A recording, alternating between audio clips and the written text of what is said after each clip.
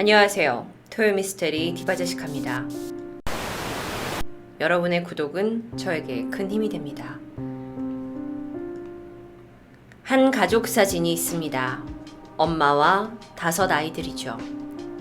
미국에 살고 있는 엄마 수는요, 남편의 학대를 견디지 못해 이혼 후에 자신의 아이들 5명을 데리고 힘들게 살아가고 있었습니다. 그래도 버틸 수 있었던 건 큰아들 15살 존, 14살의 딸 쉴라, 그리고 12살의 셋째 딸 티나, 그리고 각각 10살과 5살이 된 아들 그렉과 릭이 엄마와 함께였기 때문입니다. 그러던 어느 날 수는 이사를 결정하게 되는데요. 자신의 남동생이 살고 있는 동네와 가까운 곳으로 결정을 하게 됐어요. 자, 이곳은요, 약간 나무 숲으로 둘러싸인 오두막촌이었습니다. 전반적인 좀 사진을 보실게요. 자, 이런 집으로 이사를 하게 되는데 사실 여긴 처음에 리조트로 조성이 되었어요. 그래서 오두막이 이렇게 여러 곳에 포진이 되어 있었죠. 그런데 이 리조트가 큰 인기를 끌지 못하다 보니까 결국 시간이 흐른 후 정부가 저소득층 가정에게 이 집을 이제 빌려주게 된 겁니다. 생활이 어려웠던 수 가족에게는 이곳은 안성맞춤이었어요. 이 단지의 전체 사진을 좀 보시면 이런 느낌입니다. 이렇게 나무숲 사이에 여러 개의 오두막이 이곳저곳에 있게 되죠. 그리고 한 가정씩 여기 들어와서 살게 되는 건데요. 단지도 잘 조성이 돼 있고 주변도 안전하고 깔끔합니다. 그리고 그 가족이 들어가게 될 바로 28번 오두막. 이곳에서 큰아들 존은 지하에 있는 방을 혼자 쓰기로 합니다. 그리고 막내 아들 그 두 사람은 거실 옆에 있는 작은 방을 쓰기로 해요. 엄마와 2 딸은 안방에서 같이 생활하기로 합니다. 물론 공간이 5명의 아이들과 엄마에게 엄청 넓은 곳은 아니었지만 그들은 이곳에서 새로운 삶을 시작할 거라는 희망에 차 있었죠. 그런데 이곳에 이사 온 지 6개월 정도 지난 1981년 4월 11일이었습니다. 그날 이 집에는 엄마 수와 5 아이들, 그리고 큰아들의 동네 친구 데이나, 막내 아이들과 잘 어울렸던 또 다른 오두막 동네에 살고 있는 친구 저스틴과 함께 아주 시끌벅적한 날이었어요.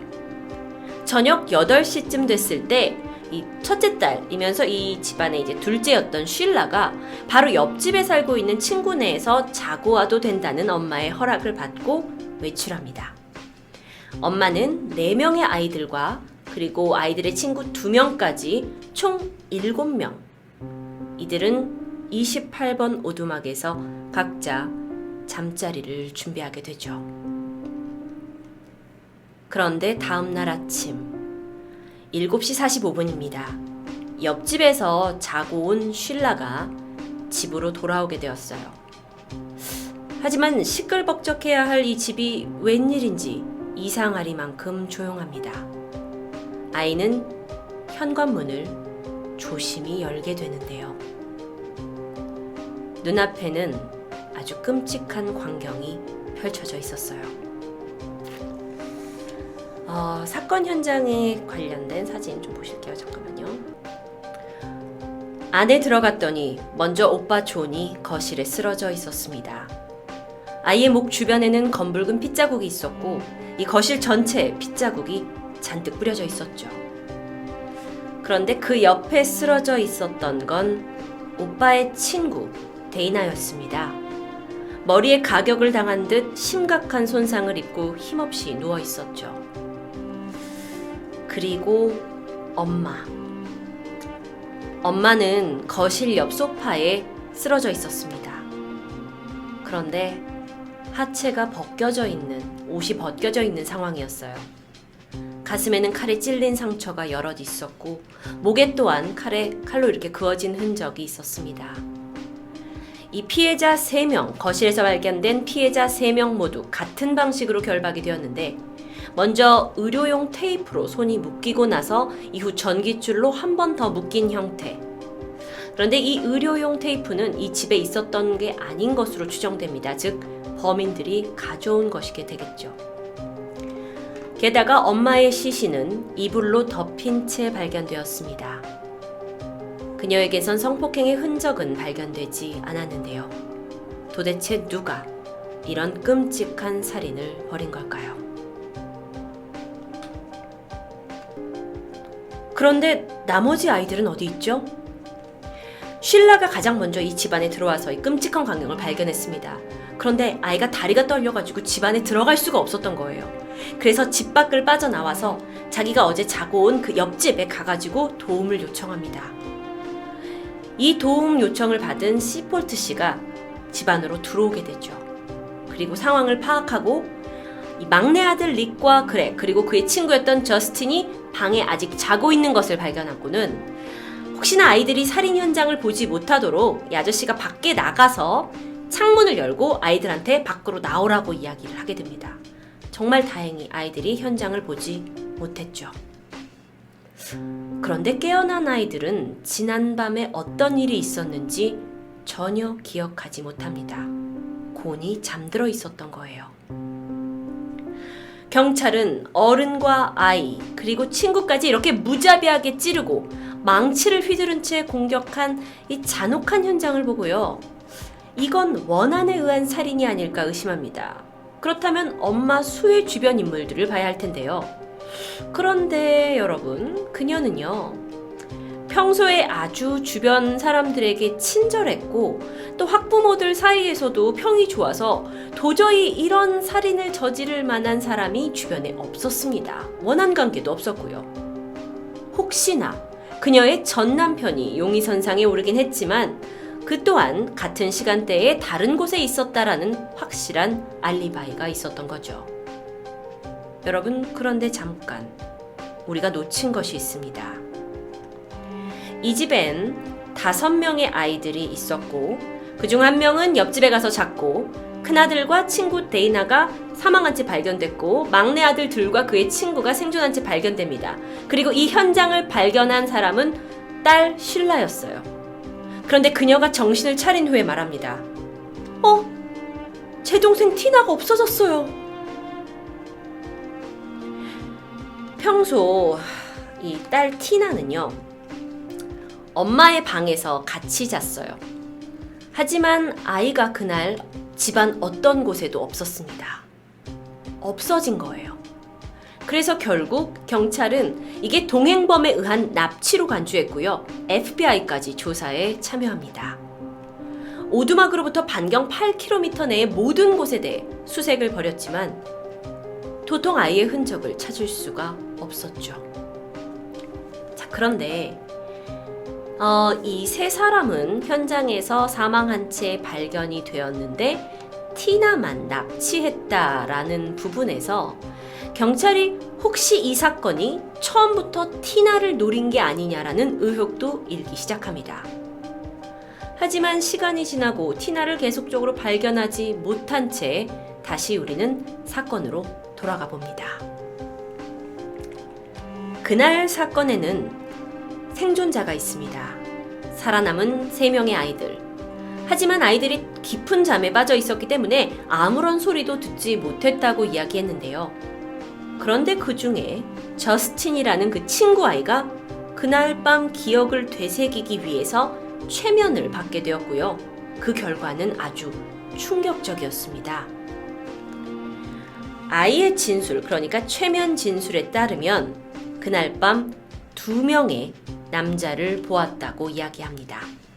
한 사람은 약간 긴 머리에 수염이 있었고 한 사람은 아주 단정하게 잘린 짧은 머리였고 2사람 모두 안경을 쓰고 있었다고 얘기하죠.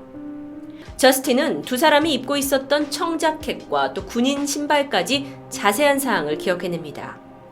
그의 최면 기억에 의하면 존과 데이나는 이날 집에 침입한 이 2 남자와 몸싸움을 벌이다가 칼과 망치로 인해서 가격을 당했고 변을 당합니다.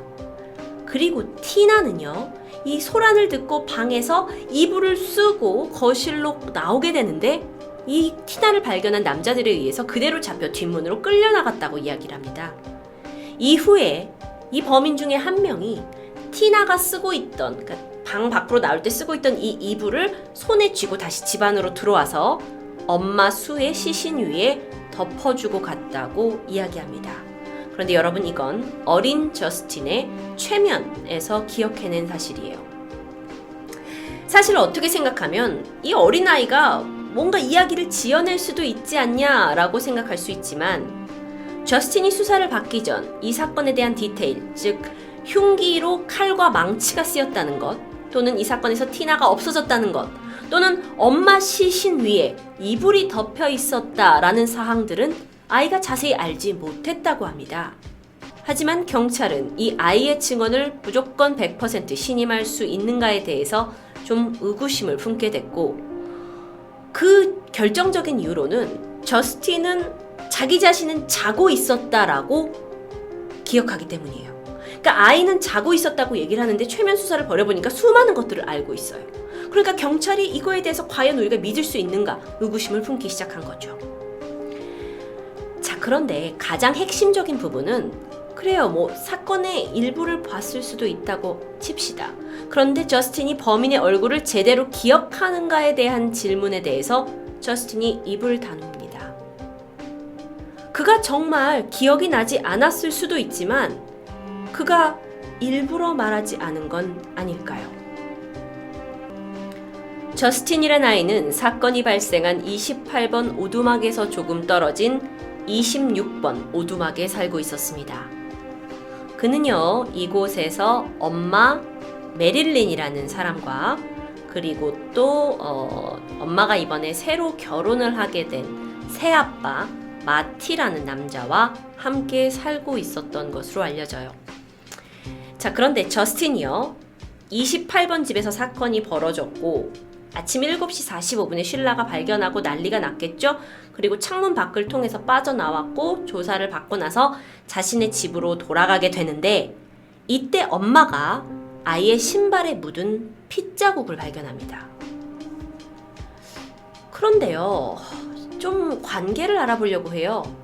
저스틴의 엄마 메릴린과 사망한 수는 서로 아이들이 친구였기 때문에 자연스럽게 가까워지는 사이였어요. 간혹 서로의 집을 왔다 갔다 하면서 커피도 마시고 이런저런 이야기를 나눴는데, 이때 저스틴의 엄마 메릴린이 수에게 자신의 그 남편에 대한 불만을 많이 털어놓았다고 해요.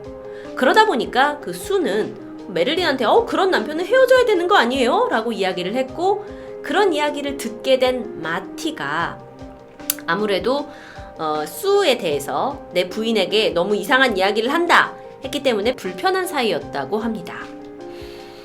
그런데 이 집에 새로운 사람이 또 이사를 오게 돼요.